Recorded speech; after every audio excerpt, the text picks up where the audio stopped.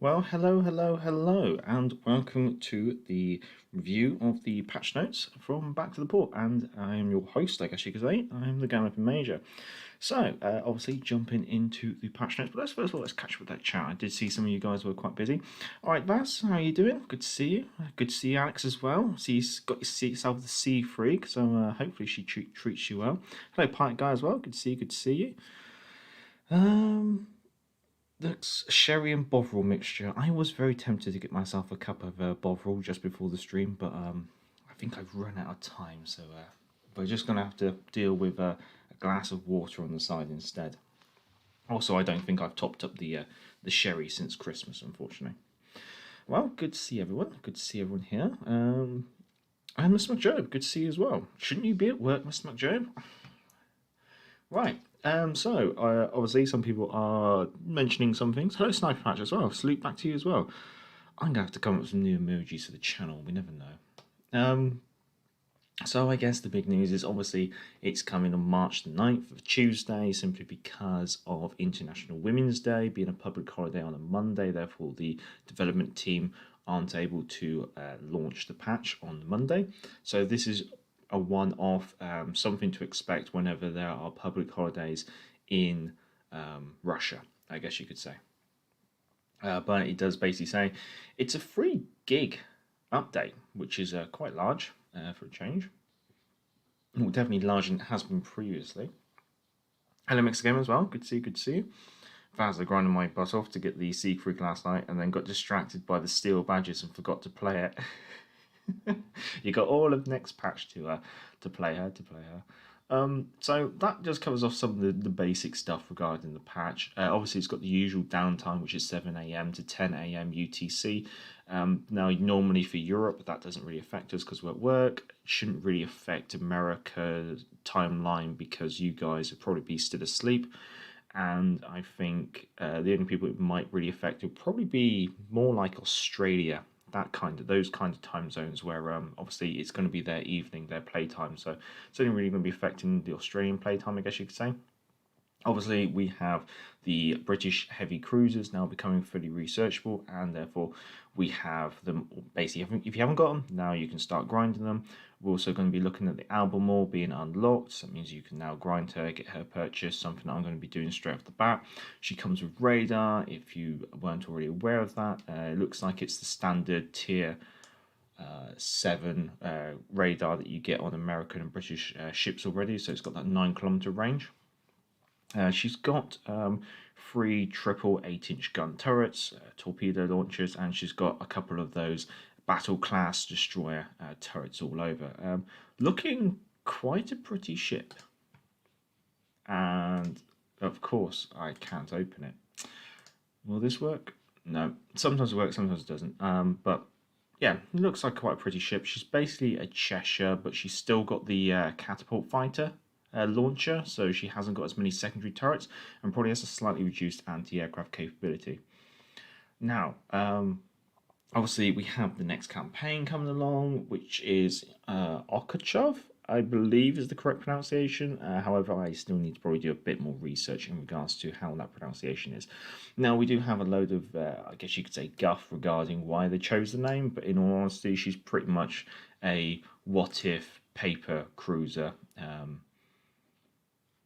Completely, well, maybe not completely made up, maybe based off some paper designs, but very much like most of the Russian Navy we have in the game, it's either, it's mostly made up in all honesty. So the Okachov, she's got the classic Russian radar, which would be the same as the Chapayev, so that has like 11.7 kilometer range. 8 kilometer torpedoes. It's not amazing range for torpedoes at tier 7 cruisers, however, it's still better than coming with no torpedoes. Furthermore, we have she comes with 8 6-inch guns, which are in 2 turrets forward, 2 turrets aft, B turret and X turret being super firing, so that's quite interesting. Now, she has a very narrow citadel profile, so basically means that if she's showing flat broadside, it means there's potential for high caliber battleship AP rounds to actually go straight through the ship rather than actually going into the citadel and causing devastating damage. I think I remember DJ Shag mentioning in our previous live stream on Friday that very much a bit like a Semensk from the World of Warships PC version, you can show flat broadside and not be punished for it. Possibly one of those ships where actually you need to reverse your mentality in regards to your ammunition types and use HE when she's broadside on and AP when she's nose on. Almost like a reverse battleship, I guess you could say. Vaz, are the campaign rewards lackluster looking, or is it just me? No doubloons without the back in. We'll come on to that, Vaz, but I have to confess I am in some form of agreement. Now, obviously, they mentioned that the weekly Havocs can be done from tier 3 to tier 7 ships, but also that some of them can be done in your legendary tier ships as well. So they're bringing legendary tier back into how they're going to be doing weekly Havoc, which is quite interesting.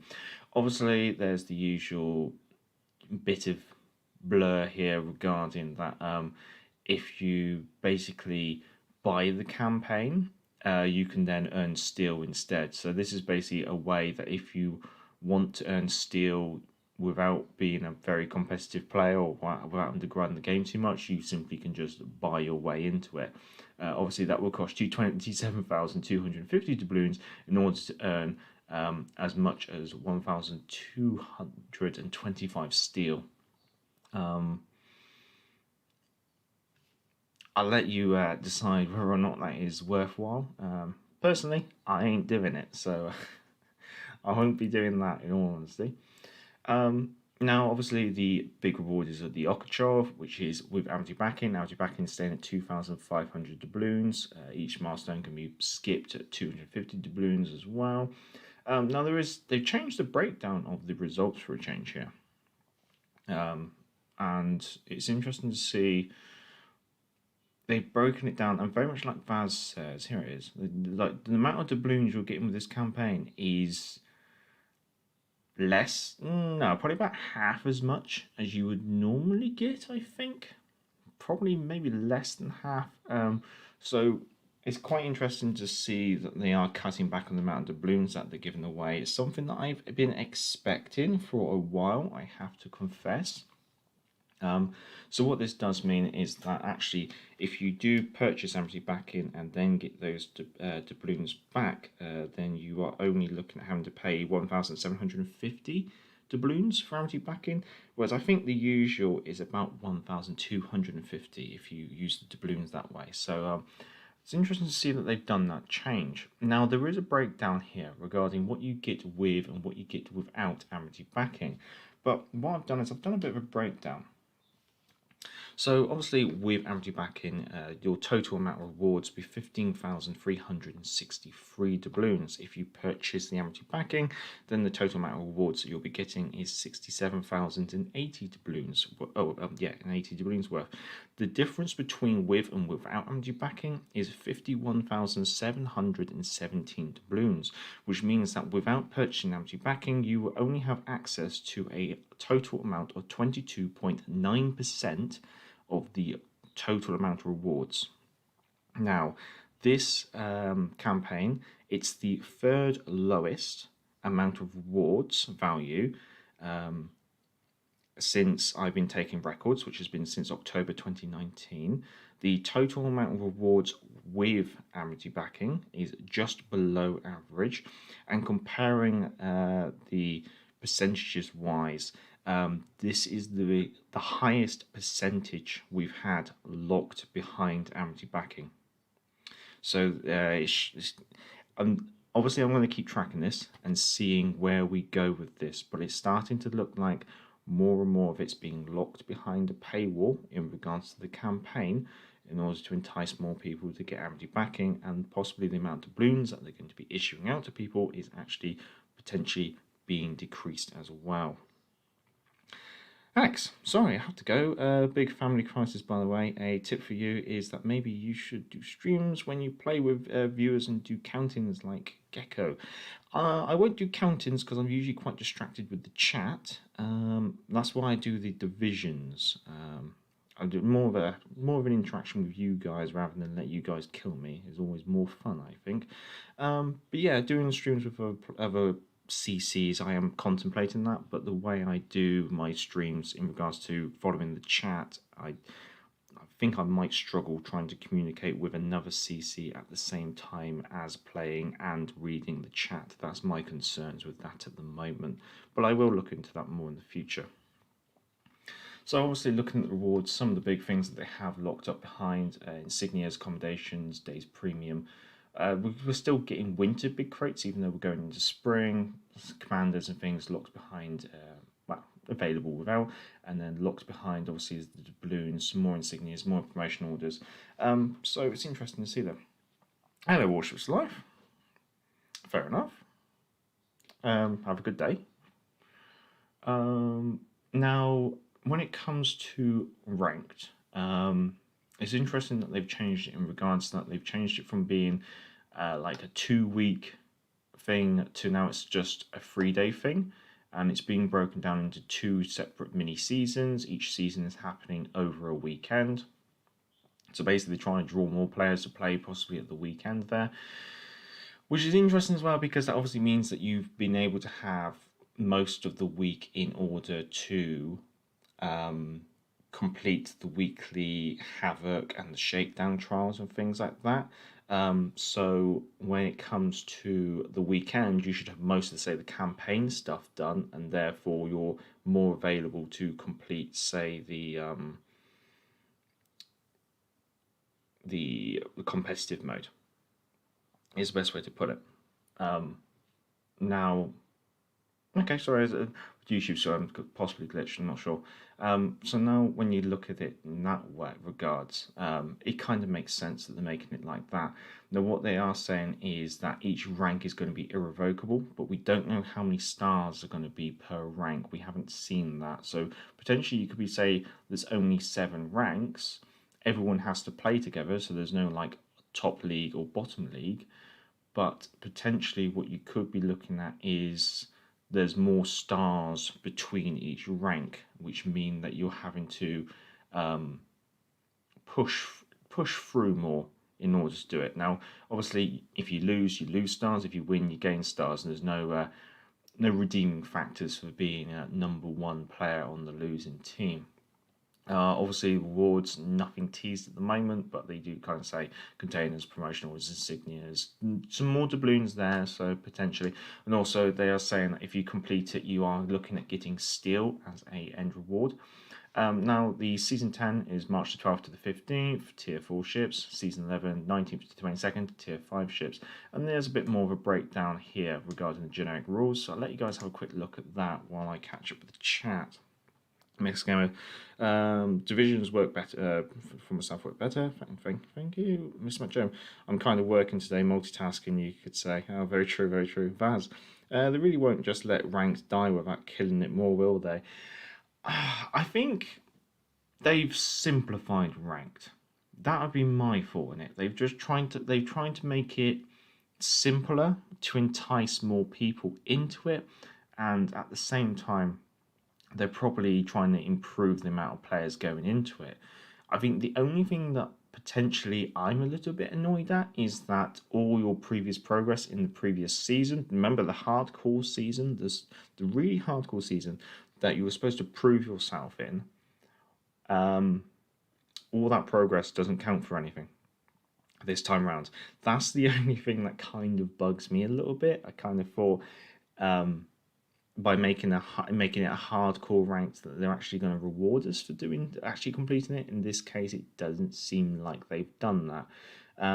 But obviously, as it says, ranked, once you reach rank 1, the rewards will be credited at the end of the season. So that's the end of the ranked season, not the patch.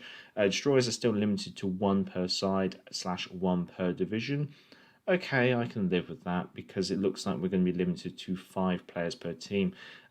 Probably expect it to be, well, I guess with 1 destroyer, you're probably expecting about 3 battleships and 1 cruiser, or 2 battleships and 2 cruisers, probably being the most likely way that they're going to be, ships are going to be distributed, I guess you could say. It's my joke. I think the only way to save ranked is by clan play, potentially. But I think if they they got to be careful that they don't introduce too much, because you've got to consider that they've introduced ranked, they've introduced arena, and if they introduce clans as well, if you have 3 competitive modes, you're going to have to cycle between them. But the problem is you don't want to have a competitive mode every patch, or else that's just going to kill players. It's going to burn them out. So it's going to be very cautious in how they do that. Let's give it a go. Let's see how it goes, I guess you say. One item here is they are introducing a new American destroyer commander. Basically, they've kind of, people have been mentioning or pointing out that the 2 destroyer commanders that come with the game for the American tech tree, the standard ones, so this is excluding Mordoff, but then again, Mordoff is still a gunboat build. So you've got 3 gunboat destroyer commanders. There's nothing really there that kind of helps with concealment or helps with torpedoes. So what they've done is they've introduced this new commander, Albert Greaves, I think. Apologies if I pronounce that wrong. Now, he's got an interesting one. So his base trait is plus 0.3% torpedo range per rank. So there's 20 ranks, so that will go up to 6%. Now, he's also got a specialist skill. I'm not sure. It's going to be one of these tier 3 skills, I guess you could say. Don't know what its name is, but the skill will reduce torpedo detection by 50 meters and reduce the reload time of your torpedoes by 1.5%.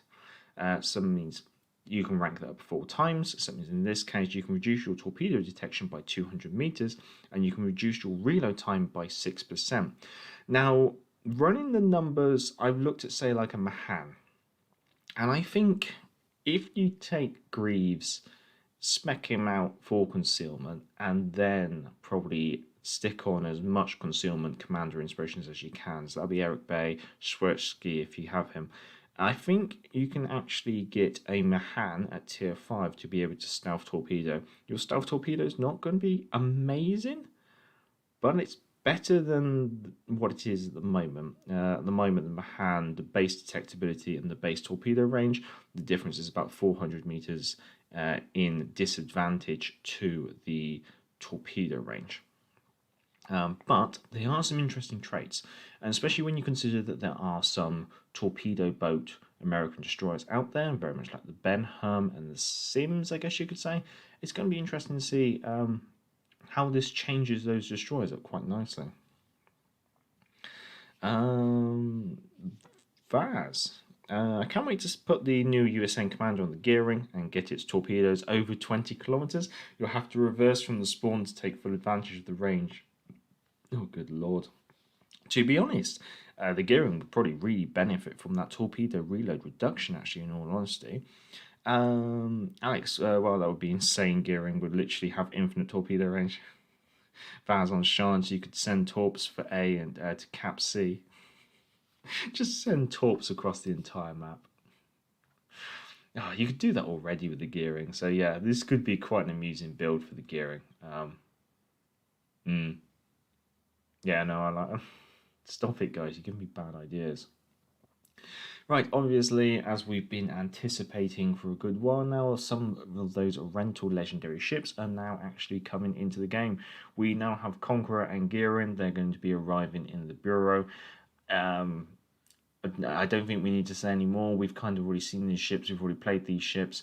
And it doesn't state if there's any changes.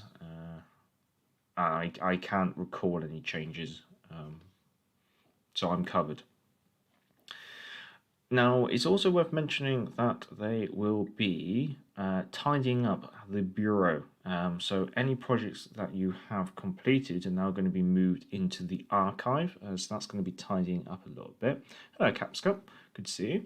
Now, what they're also doing is any 2 projects are now potentially going to be coming to an end if you haven't started them already. That's the Legendary Anniversary and the Red, White and Blue. So if you haven't started those before the April update, wait, if you haven't started those before the March update, I should say, then they will become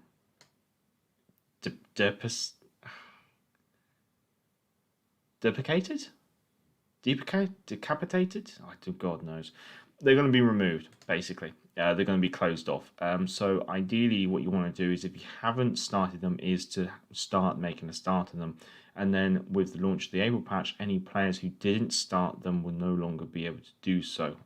So it's time to make a move on those if you haven't already. To be honest, they are some of the easiest ones to do, and they do actually give you decent rewards. So I'll be surprised if anyone has those still outstanding. Vaz, it's interesting they chose those two and not the Worcester for the next legendaries. I suspect they probably want to do some more work on the Worcester, and maybe they might release Worcester alongside another cruiser, which would be quite nice. Alex, what line should I grind next, guys? Well, it depends what you already got completed, I guess you could say.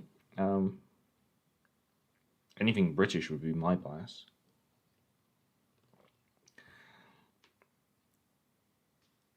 Balance changes. So some interesting balance changes, and it's worth mentioning here. Basically, there are changes coming to German secondaries in the near future. Nothing speculated there. However, we might as well say, well, potentially next patch. Not March patch, but maybe the April patch would be the best way to put it.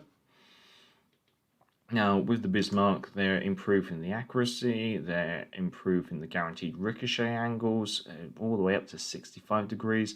This kind of means that if you got Hyde, his Alidad skill is going to be really quite interesting in really increasing that angle a bit more. So that means you'll be able to penetrate armor at more sharper angles, which is going to be pretty rough for anything that can't withstand 15-inch guns, things like the Siegfried.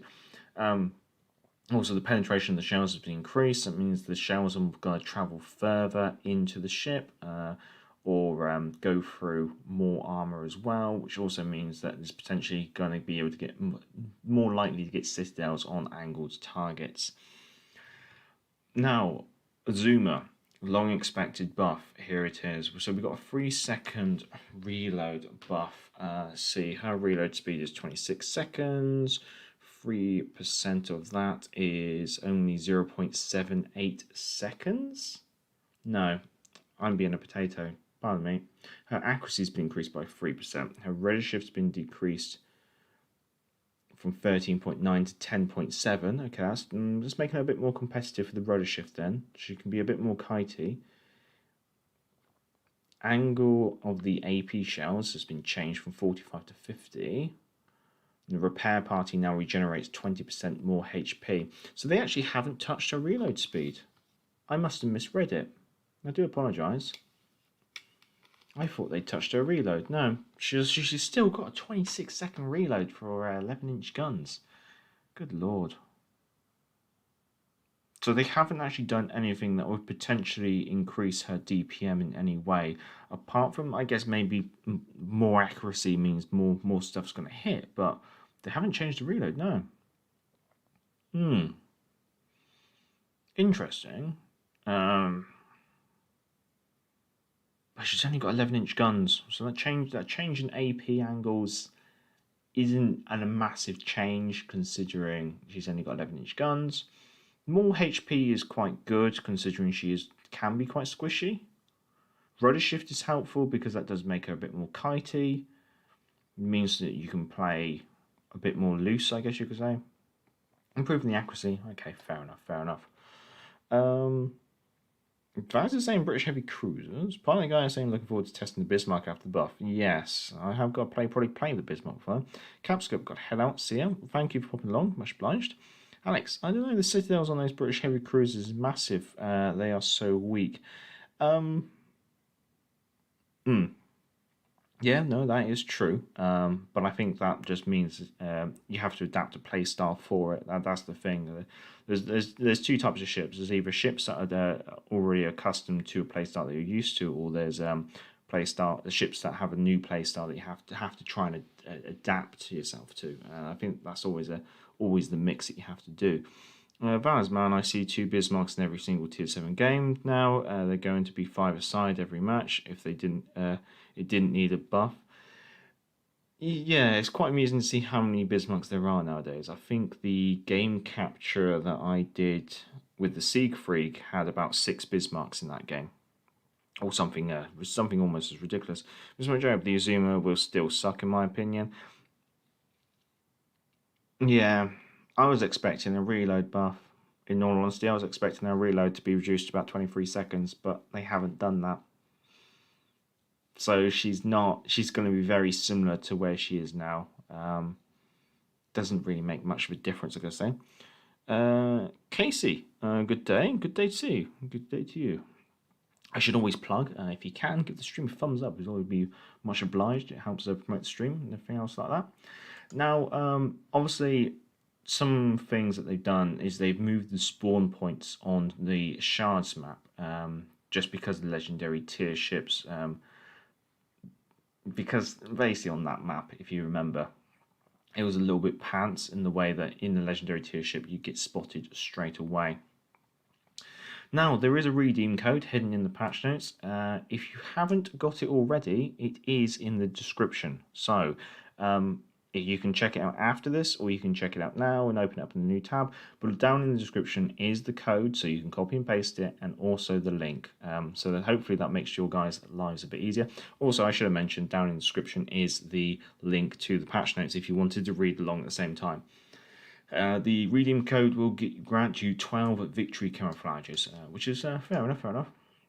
The polar map has been added to tier 3 domination. I don't play a lot of tier 3 to be completely honest, probably like once a week. So, but polar's the map with all the ice, and I think the loading screen is the plane on the ice.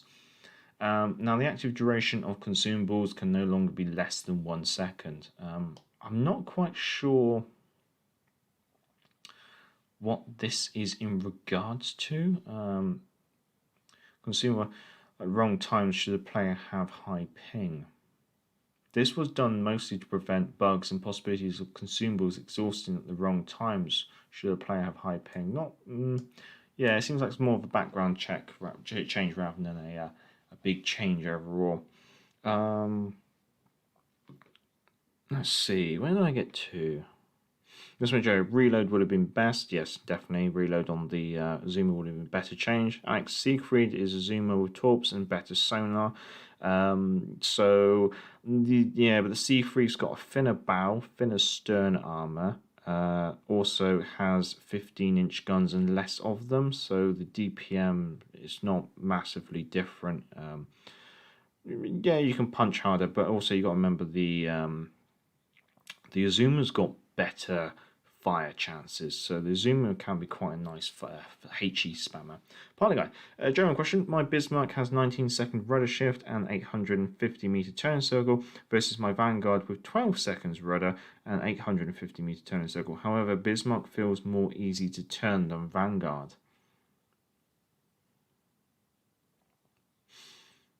It could be. I don't know. That's a riddle. I'm not sure I can actually answer that one for you. Vaz, there's still no reason to play the Zuma over the C3. In all honesty, I don't think there's a reason to play either ship. I don't quite like them. Like, Azuma's alright with a fire starter build with Zerlane and Targo. I haven't minded her playing it like that. Siegfried, I probably need to play it a bit more, but at the moment, I'm not impressed enough to want to play it on a regular basis, if you know what I mean. Then it was good evening, sir. Probably I sold my Azuma, so no issues for me. Fair enough. Vaz 10 Russian bias camos. Oh yes. Get your Russian bias camos where you still can. Alright, St. Patrick's Day. If you like your boats green, you've got something to look forward to. So yeah, basically, March the 16th is St. Patrick's Day, and also the launch day of HMS Belfast. So HMS Belfast is coming to the store, I believe. Not sure how much she's going to be. She's a tier 6, so she's either going to be 12,500, but I wouldn't be too surprised if Wargaming push her up to about 15,000, as she is probably a slightly more desirable tier 6 premium That's what they usually do with the slightly more desirable tier 6 premiums, is they put them up a bit more. Obviously, more bang for their buck, I guess. Well, more bang for your buck, more bang for their buck, whichever way you want to try and rotate that. Now, obviously, I'm not sure. I think this is a permanent camouflage which comes with her. I'm not sure if she's going to be a different Belfast, whether she's going to be HMS Belfast St. Patrick's, whether it's going to be a Belfast with a permanent camouflage that you can add to it. Doesn't say. I'd suspect it's the standard Belfast, but with a alternative permanent camouflage coming with it. Which means if you don't like the permanent camouflage, you can always take it off and make your own, really, is one way to put it. They're also introducing a new special container called a Pot of Gold. But they're not telling us how much it's going to cost us, but they're telling us that each one will contain 1,250 doubloons. But you have to buy them with real money. But we don't know how much. So basically, rather than it being an in-game currency like doubloons or credits or anything like that, you have to buy it with actual direct money. So rather than you having to convert your money into doubloons and doubloons into buying stuff, it's straight for money. But each one will grant you doubloons in addition to the St. Paddy's camo, which I think is an alternative, which is a consumable camouflage, I believe. Now there is a super prize of 100,000 doubloons, but the chances of that are very, very low. Additionally, you may receive commander items as well as 2 specials, a green and gold skin for Belfast. So there's a green skin and a gold skin for Belfast. I guess that was the green one then. That would be my guess. But yeah, it's interesting. Let's see how that develops, I guess you could say. Casey, just happy to see the Belfast become available again. Yeah, no, I'm glad to see her come back. I was kind of concerned that they were going to keep her locked up in crates for the rest of her life, unfortunately. But she's back, which is good. Baz, I'm sorry, but that green camo is hideous. I agree. It is. It is hideous. I agree with Vaz. That looks nasty, ugly to me. Yeah. Vaz prediction: the Belfast will be in a bundle, 25,000 doubloons with a bunch of stuff nobody wants. Oh, of course they're gonna do that. Of course they're gonna do that. They always do that. 25,000 doubloons for a little bucket load of nothing. Vaz, okay, this pot of gold. This makes my stomach a little sick. I want to see what how much the actual pot of gold works. Because if the pot of gold actually say costs the same as buying doubloons, then it could be, say, more worthwhile to buy loads of pots of gold to get your doubloons and then get a load of freebies along the way. It's just down to how much it actually is. I can't see it being at a conversion rate less than buying doubloons, but I could see it being equal to or more. And how much more, that's going to be the big question. Then was, I come up with a counter who against Sea and Azure Lane. This only works if they don't mind Russian battleships, but they are both just as ridiculous as each other. Vaz, I don't like doing it like that. They've done it before where they introduced a bundle, ship bundle or something for money directly. Then this works exactly the same as crates in World of Tanks console. Simpus, long time no see. I bet it will be a big bundle for a lot of doubloons, like Vaz says, because the ship is pretty OP. So I understand why. I think she might be 15,000 doubloons on her own, and maybe 25,000 with a bundle of nothing is the best way to put it. But we'll find out more on the March the 16th. We'll probably find out more actually before then. They usually do announce what's coming into the store before. Miscellaneous. Obviously, they are disclosing that there will be an April Fool's event. Again, expect more details coming on the March the 18th. Now, March the 18th, when's that? That's a Thursday. So then could we potentially see a release of the whatever game mode it be on the 22nd, which would be a Monday? Or actually, they might introduce it early. It all depends. God knows what it's going to be. I mean, it could be anything from a completely different mode to just ducks again. I hope they don't do ducks again. I hope they do something different. It seems I want all Russian commanders. We had a second wave collaboration and not a single Russian one. I give it time. I think from the discussions I've been holding with a name that was, we have been discussing our thoughts on Zerlane and how it's been working previously on, say, World of Warships PC. And between us, we speculate that when there is a third wave, which we probably do expect to happen this year, I'd say probably second quarter, maybe third quarter of this year, they might do another Zerlane event, which would be the third wave, and potentially what they might include is abilities to purchase bundles or crates from the first wave and the second wave. It's very much what we've been discussing the idea of. Obviously, we don't have any confirmation. We don't have any actual concrete evidence. It's just been just a discussion between two people, is the best way to put it. And then was the fool's part is there. Is the part is that there is nothing going on. I love that. Miss Majove loved the ducks though. Alex, I really want a pan-European line, specifically Greek ships. I'm Greek, and honestly, I would spend money as long as the ship is Greek and it is not trash. I can't remember the. I've got to be careful what I do here on my second screen. Pan Europe. I don't think there's any Greek ships on the Pan-European line.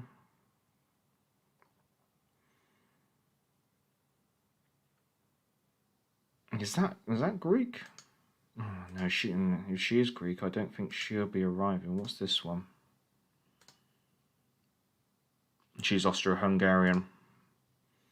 I don't think there's any Greek ships modelled existing in World Warships PC. Therefore, I wouldn't hold out on Greek ships in the near future. However, I wouldn't rule it out either, in all honesty. The pan-European tech trees on the PC version of the game literally is just a tech tree for destroyers, and then there's a premium cruiser, but it's really naff. There is a premium battleship and a couple of premium destroyers. Most of the destroyers appear to be Swedish, Dutch, Austro-Hungarian. No, Austro-Hungarian is the battleship. And then also we've got the Polish in there as well. So I wouldn't necessarily hold out right now on the Greek stuff, but I do agree it would be nice to see some Greek stuff as well. Hello, Sax. Hello. Good to see you. Good to see you. And it was. We will talk about that in a moment. But yes, very tempting. I have to agree. Worth mentioning, the German battleship Odin is now going to be available for 750,000 global XP, basically reaffirming that global XP ships is going to be potentially the dumping ground for previous campaign ships. I haven't put that as poetically as I could, but hopefully they start introducing some other global XP ships as well, because the only global XP ship we've had, let's see what we had. Well, non-campaign global XP ships that we have received. Actually, there's quite a few. I'll retract my comment there then, because we've had the Krasny Krem, we've had the Monarch, we've had the Prince Eugen, we've had the Alabama. The only ones which have been campaign ships has been Tirpitz. I guess you got Odin. Okay, yeah, I'll retract that comment then. Now, they've changed something regarding markers on mini-maps. That's not really too much to be fussed about. Any leftover icebreaker coins will be exchanged at a rate of 1 icebreaker coin for 1,500 credits, which is going to be quite helpful. Maps are finally being redistributed. Have you been getting sick of playing the same map over and over and over and over again? Well, I have good news for you. We're now actually going to have a slightly better rotation. However, newer maps are going to have a slightly higher chance, which will probably be things like I can't remember the names now. I'm useless with naming these maps in all honesty. But you probably know the ones. The ones that you probably all got sick of. Where did I get to in the chat? Good lord, the chat bumped along quick, didn't it? There's so Alex, I do apologize if I butcher this Greek name of the ship. The Georgos Aviros. I think you say lower down that she's a cruiser. Sunpatch, I wonder, have they nerfed the Conqueror? She was very strong. I hope they left it the same. I love British HE spamming battleships. They haven't said anything, in all honesty, here, unfortunately. Guy, this means that the Polish captain will be available to purchase. Well, yeah, he'd have to be, wouldn't he? Yeah. So yeah. We'll come back to that. The Goras Virus is a premium DD. Okay. All right. Apologies, I missed that one. Then was hopefully the Conqueror comes with concealment mod again. I really enjoyed the concealment build. Yes, you did. I do remember that. Sorry, not DD Cruiser. Sorry, you're the Vaz. At least they added a new Global XP ship. Too bad it's probably one of the most common ones people already have. Yes, this is the thing. I was kind of half anticipating that we would get the Jean Bars, a Global XP ship. Oh, actually, talking about Global XP ships, we've also got the Gascon, haven't we? But yeah. Odin, strange choice. I would have expected something else. Would be interesting to see them actually introduce some non-tier 7 Global XP ships as well. Maybe we could see the Gremshanski or even like the Oleg and things like that. And then it was funny definition of new. Fans, no more sleeping giant 5 out of 6 times. Oh yeah, thank God. I think that's I think I caught up there. Obviously, they do talk about that the XP that you've earned on your carriers will be converted into Elite XP on your Tier 1 ships, and the commanders being removed. So that's basically the carriers being removed. But that mean they were removed after the second week of the patch. Like we couldn't have access to them, but now they're being properly removed from our accounts, and therefore we're actually going to be getting those rewards or XP, I guess you could say. New premium ships. Because everyone's talking about it, let's take a talk about the Orcan, the Tier 6 destroyer. So, let me try and work some magic in the background. There you go. Hopefully that should work. And I just got to quickly jump back to here. So, Orcan. She's got no smoke. But have I... Oh no, that is working. Sorry, the way I look at stuff. Okay, I'm just waiting for that to catch up. Yeah, there we go, Orcan. So as you're seeing with the Orcan, yes, she has no smoke, but you'll note in the top left there, she's got radar. She's got ×2 radar consumables, 9 kilometers range, 15-second duration, 180-second reload. She is basically a L-class British destroyer. She's actually an M class, so she's very similar to the Lightning, but obviously not having smoke and coming with radar. So she's a tier 6 Lightning. One of the big changes between her and the Lightning is that the rearmost quad torpedo launcher has been replaced with a single 4-inch anti-air gun, basically. So you do have a secondary gun. It's practically useless. So you are sacrificing 4 torpedoes. You're also sacrificing having smoke, but you're gaining radar. On PC, she also has a repair party. I've got no idea if she's actually going to be coming with a repair party in World of Warships Legends. Obviously, she's going to have that lightning style turrets, so it means the front 2 turrets, well actually all the turrets will 360, which means you'll be very good at changing your angles. They're also going to be quite fast firing, things like that. You're going to probably still have the Lightning's torpedoes, so very much like the Cossack, you're going to have those 10-kilometer torpedoes. Obviously, regarding how the torpedoes are spread, I suspect you'll lose being able to fire them off one at a time, because obviously that's a British tech tree trait. So I think with her, you're going to have like a wide spread and a narrow spread as per every other nation. Whether the narrow spread is going to be slightly more tighter to make it a bit more accurate, because you do have only the one launcher. She should come with quite reasonable concealment as well, I guess you could say, especially being she's a premium. Downsides, obviously, that losing a launcher for a secondary gun, which is absolutely useless, is a bit of a downside. And yeah, only having one torpedo launcher, if you're not used to working with a single torpedo launcher, that's going to be a bit of a bummer. Also, not having smoke, not having that ability to break off engagements. It's interesting. I say that, it's interesting to see. I wonder what you guys are thinking of this in the background. So Job, they gave us ability to have Odin because they felt bad about not doing a proper job in the Azima. Like the idea of that. Then was I do love Sea of Fortune though, by far my favourite map. Vaz, radar over smoke, so like a mini cruiser. Yes, that's probably one way to look at it.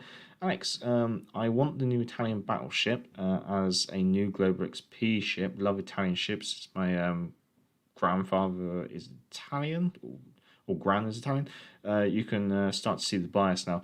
I do have a soft spot for the Italians as well, but that's more out of my interest in World War II history and obviously the Mediterranean campaign.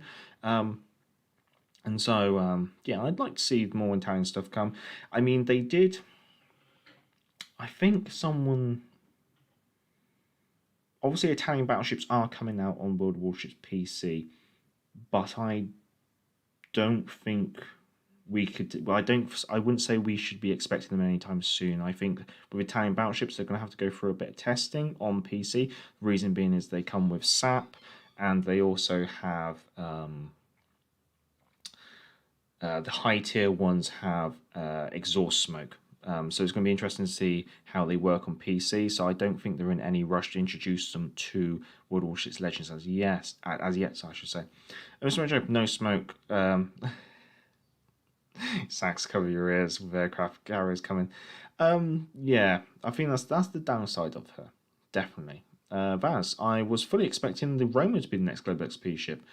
Yeah, no, actually, I can't agree. Like the Rome is one of those that I'd expect to be released as well.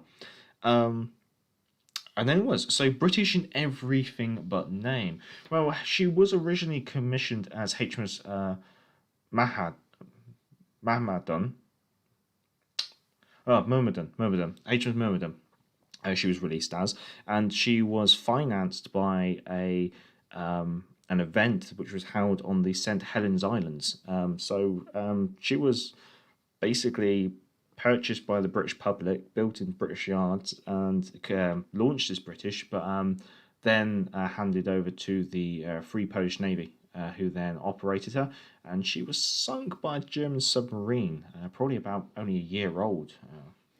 But it's interesting to see that they've done an M class. I'm surprised they didn't do another M class within the actual British tech tree as well. Vaz, I like that it's different, not just a Sims that is generic to any other DD. I completely agree. Sims was just too generic. Sims was basically, would you like a slightly worse Benson for your pocket money? And the answer is no. Somebody blocked this Sax Major. Says it's interesting because it's British. It is interesting because it's British. It's just the closest we're going to get to a British premium ship this patch. Right, that also means that we're moving on to the Italian Tier 5 cruiser, the Dukeduster. I do apologise, my Italian is not amazing either.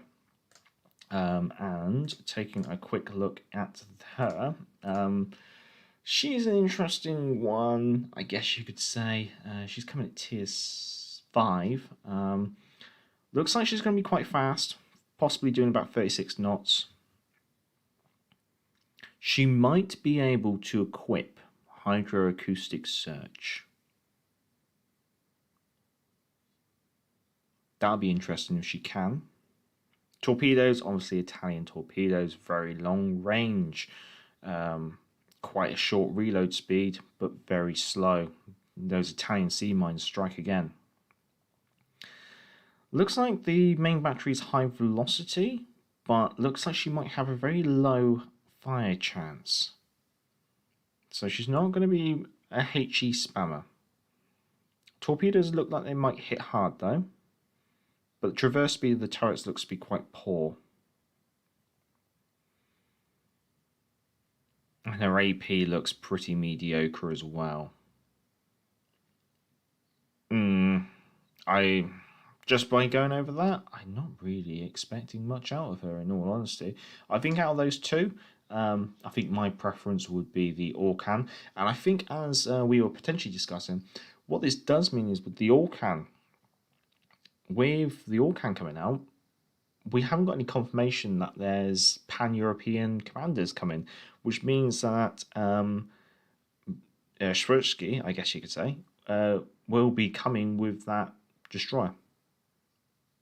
So that's going to be interesting. So it means if you say you missed out on the Big Savitska, or you've missed out on getting Schwersky with him, then you're going to be able to pick up the Orcan and get Schwersky with that as well. So obviously it's still going to cost you somewhere between 12,500 and 15,000 doubloons because it's a tier 6 ship and we never quite know exactly where it's going. Pilot guy. I don't have Jean Bar, but I hope they never make her available for Global XP. I think she was a No, I think Jean Bar was a premium ship to purchase on PC, but she got retracted because she was too popular. And it was nice. We've already colonized Japanese Navy, now pan-European. Well, yes, the Congo is a British battleship. It was built in Britain, so we've yes. This is a joke. I hope she has a good rudder. Is that the cruiser, Mr. Mojo? I've closed the tab down now, so I can't double check, unfortunately. Is the DD the new Global XP ship? No, unfortunately not. She's a new premium ship. New Global XP ship is the Odin. Alex, Dukeduster. I hope that's better. And then was just another passable ship. Casey got my Italian torpedoes up to a blazing 55 knots. Oh, that's walking speed. Oh, okay. I wish you could make them slower. Like they do, they make them so slow that they just sit where you launched them. Mr. Job,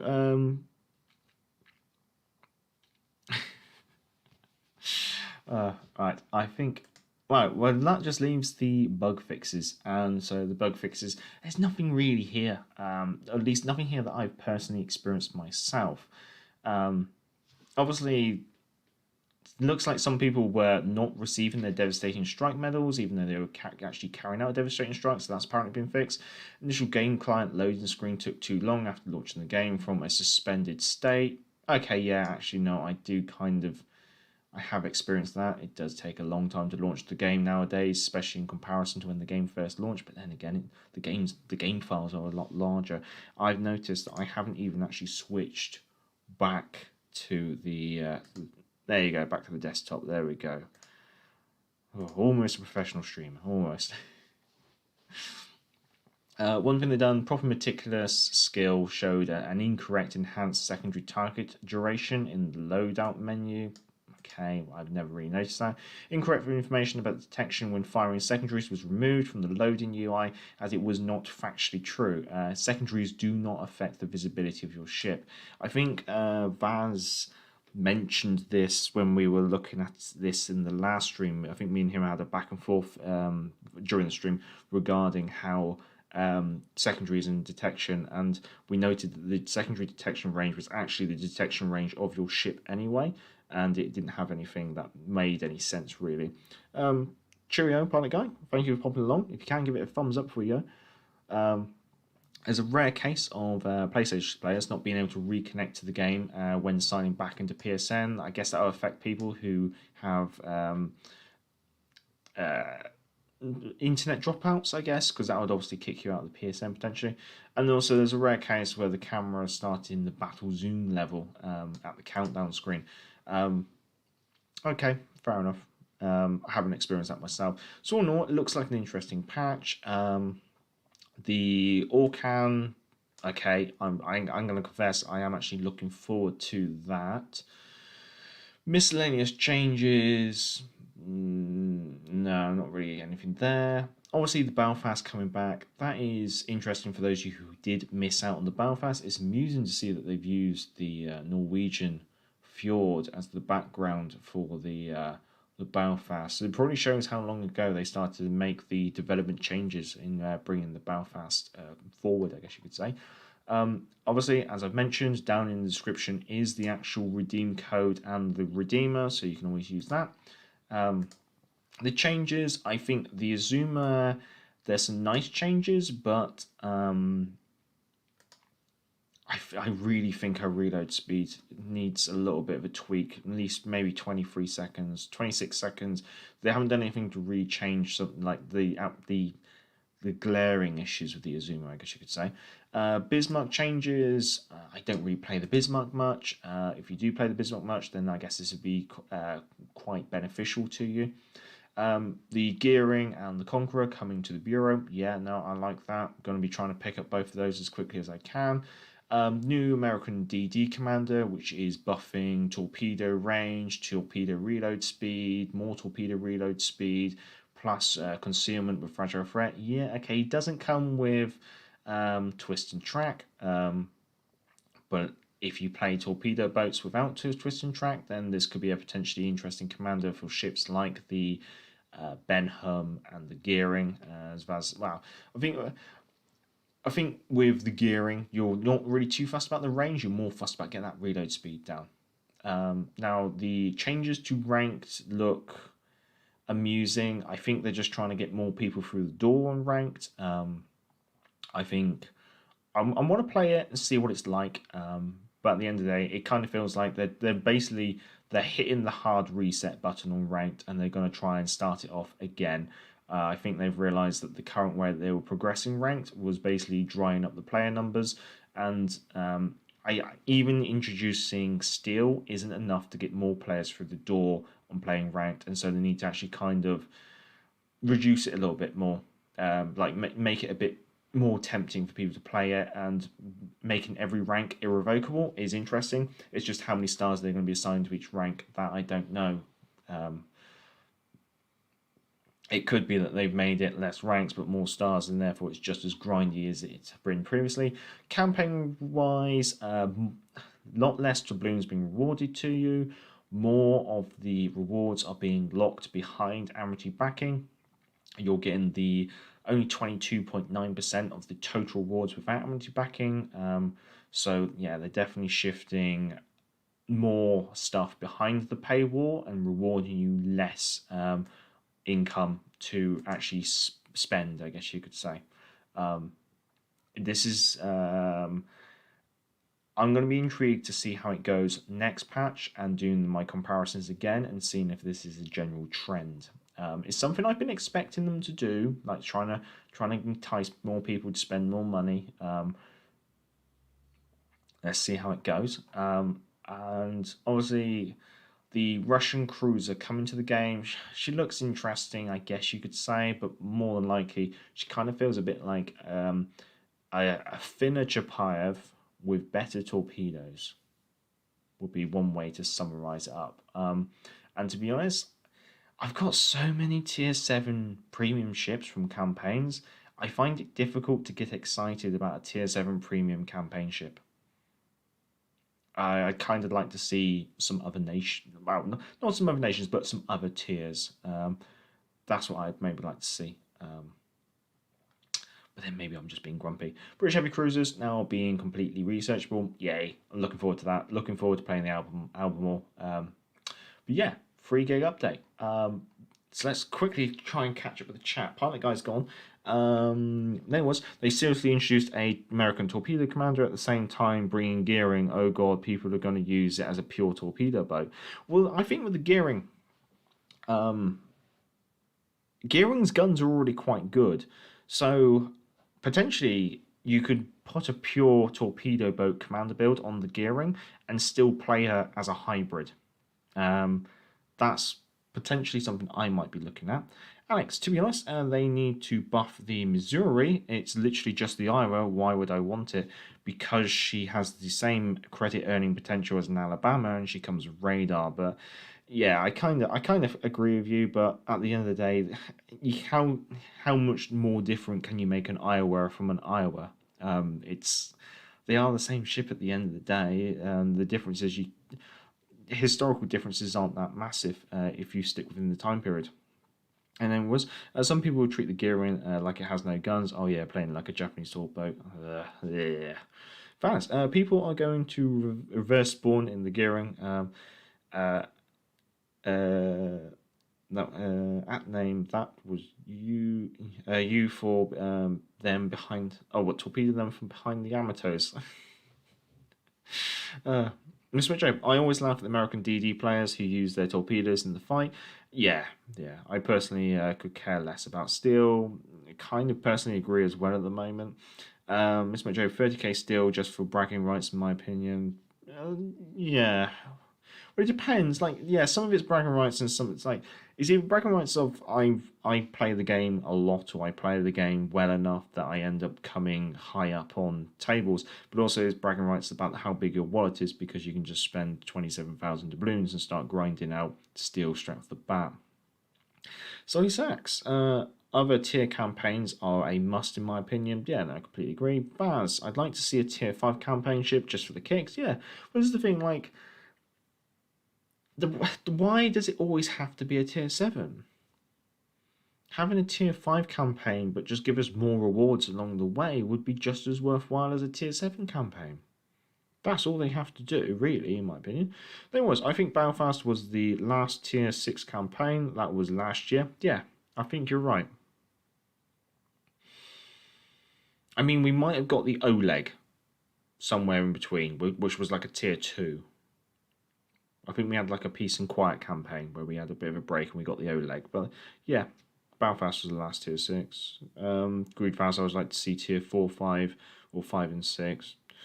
That was the Powerful Benham, was the last tier 6 campaign. Oh, yeah, the Benham. Yeah, I forgot about.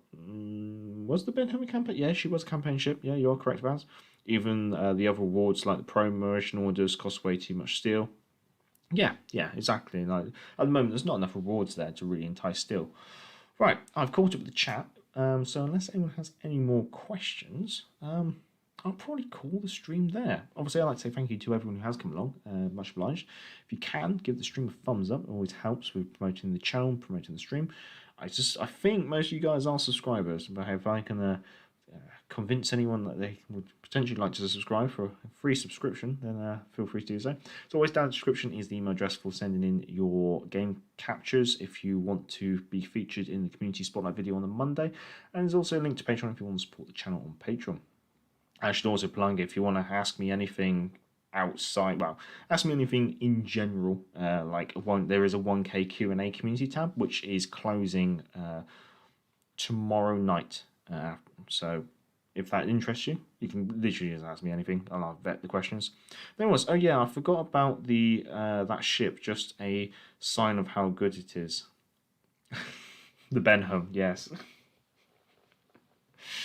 Oh Christ. Well, I think unless anyone's got anything else to add, I will go to the Orcan because she's basically a lightning and that's very tempting. And I will pop the music on for the outro.